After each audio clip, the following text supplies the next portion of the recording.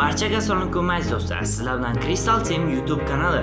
Bugun do'stlar, men uchun top 3 ta nostalgik bo'lgan o'yinlarni ko'rib chiqamiz. Qani, ketdik.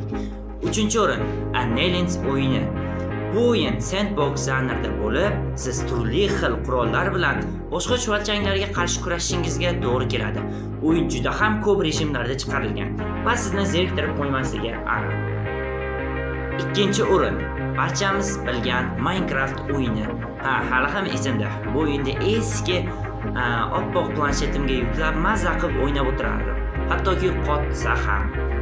1-o'rin men uchun legendarniy, ya'ni afsonaviy bo'lgan Stick War Legacy o'yini.